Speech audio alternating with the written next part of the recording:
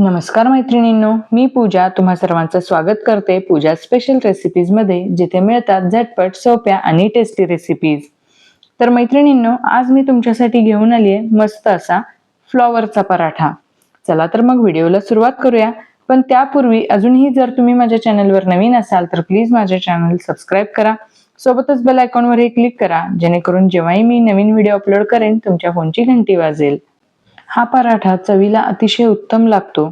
शिवाय जी मुलं किंवा घरातले कोणी फ्लॉवरची भाजी खात नसतील, कुरकुरत असतील, तर तुम्ही अशा प्रकारचा पराठा करू शकता। आणि इथे तुम्ही बघू शकता सारण अगदी आपलं कडेपर्यंत गेलेलं आहे, शिवाय लेयर्स सुद्धा खूप छान सुटलेत। चला तर मग हा कसा बनवायचा ते बघूया। त्यासाठी मी इथे एक मोठी गड्डी फ्लॉवर घेतलेला आहे आणि आता याला मी स्वच्छ निवडून मिठाच्या पाण्यामध्ये काही वेळ ठेवलं होतं आणि तो आता मी धुवून घेते आणि अशा प्रकारे आपल्याला हे किसून घ्यायचं आहे। आता इथे मी हा फ्लॉवर किसून झाल्यानंतर याला एका चाळणीमध्ये निथळण्यासाठी ठेवून देते। इथे हा फ्लॉवर आपला व्यवस्थित किसून झालाय आणि आता याच्यावर मी साधारण अर्धा ते पाऊण चमचा मीठ घालते आणि हे व्यवस्थित मिक्स करते, जेणेकरून यातलं जे एक्स्ट्राचं पाणी आहे ते व्यवस्थित निथळलं जाईल। पण लक्षात ठेवा, हे पाणी आपल्याला फेकून द्यायचं नाही, हे पाणी आपण कणिक मळताना वापरणार आहोत। तर एक अर्ध्या ते पाऊण तासासाठी मी हे बाजूला ठेवून देते झाकण लावून आणि थोड्या वेळाने तुम्ही इथे बघू शकता यातील बरंच पाणी निथळलेलं आहे। तरी सुद्धा आपण आता हे थोडं थोडं घेऊन यातील एक्स्ट्रा पाणी असं पिळून घ्यायचं आहे। बऱ्यापैकी पाणी छान सुटले आणि रसही छान निघतोय। तर आपण हे अशा प्रकारे पूर्ण फ्लॉवर व्यवस्थित पिळून यातील पाणी असं बाजूला केले आणि आता आपण कणिक मळून घेऊयात। तर मी साधारण 4 कप इतकं गव्हाचं पीठ घेतलंय, त्यात चवीनुसार मीठ घातलेलं आहे, 3-4 चमचे तेल घातले आणि आता आपण हे मिक्स करून घ्यायचं आणि सोबतच मी इथे अगदी 4 ते 5 चमचे दूध घातले, जेणेकरून हा पराठा अगदी मऊसूत छान होईल। पण आपण जे पाणी वापरणार आहोत ते जे फ्लॉवर मधून पाणी काढलेलं आहे त्याच पाण्याचा इथे मी उपयोग करते।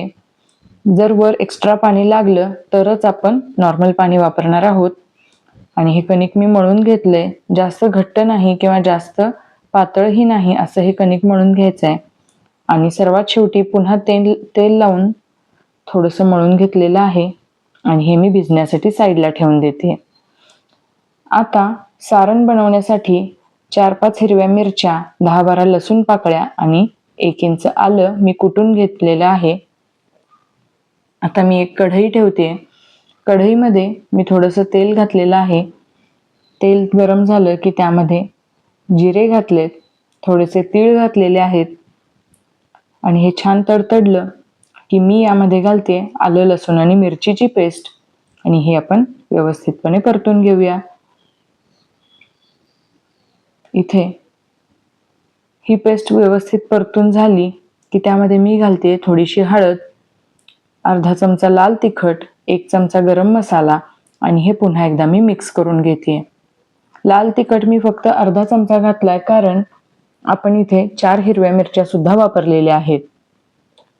आणि हे सगळं मिक्स झालं की यामध्ये मी किसून पिळून घेतलेला हा फ्लॉवर घालते आणि तो सुद्धा आपण व्यवस्थितपणे मिक्स करून घ्यायचा आहे। तुम्ही इथे बघू शकता कलर खूप छान आलाय।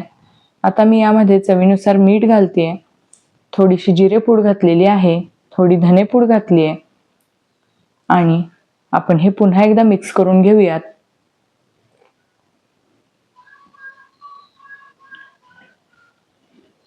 आता हे छान मिक्स झाले, वरून मी घालते खूप सारी कोथिंबीर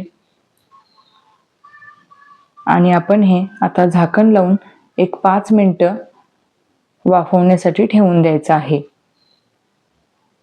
5 मिनिटानंतर मी गॅस बंद करते आणि हे सारण थंड होण्यासाठी ठेवून देते. आता आपलं कणिक सुद्धा छान भिजले. त्याचा एक गोळा घेऊन मी त्याची अशी पारी करून घेते आणि पारी व्यवस्थित झाल्यानंतर त्यात मी 1 चमचा हे सारण घालते आणि हा गोळा बंद करून घ्यायचा आहे. पुरणपोळीला जसा आपण गोळा बनवतो तसाच ह्या फ्लॉवरच्या पराठ्यासाठी सुद्धा बनवायचा आहे. आणि छान गोळा बनवून झाल्यानंतर पिठामध्ये बुडवून मी हा लाटायला घेते.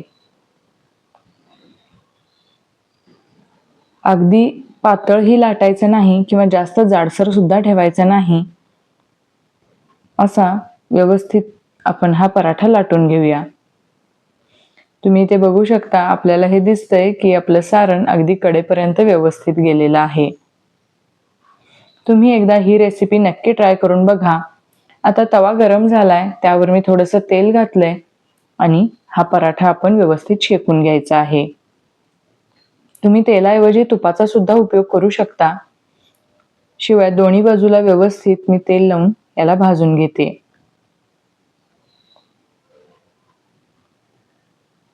जर कोणी घरी फ्लॉवरची भाजी खाण्यासाठी नाक मुरडत असेल तर तुम्ही त्यांना अशा प्रकारे पराठे करून देऊ शकता.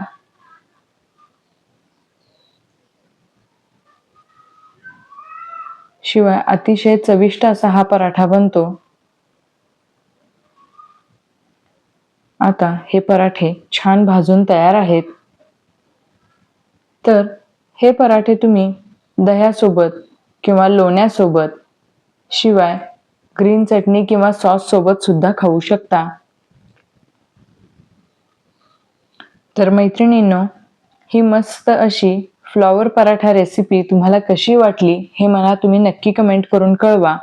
शिवाय अजूनही जर माझ्या चॅनलला सबस्क्राईब केलं नसेल तर प्लीज माझं चॅनल सबस्क्राईब करा. आणि हो, व्हिडिओ जर आवडला असेल तर एक लाईक नक्की द्या आणि तुमच्या फ्रेंड्स आणि फॅमिलीसोबत ही रेसिपी नक्की शेअर करा. इथे तुम्ही बघू शकता, सारण अगदी कडेपर्यंत व्यवस्थित गेलेलं आहे. शिवाय या पराठ्याचे लेयर्स सुद्धा खूप छान सुटलेले आहेत. आता मी एक पराठा तुम्हाला इथे ओपन करून दाखवते. इथे तुम्ही बघू शकताय, छान अगदी सारण आतपर्यंत गेले. पुन्हा भेटू अशाच एका मस्त नवीन चमचमीत रेसिपी सोबत. तोपर्यंत बाय. व्हिडिओ पूर्ण पाहिल्याबद्दल धन्यवाद.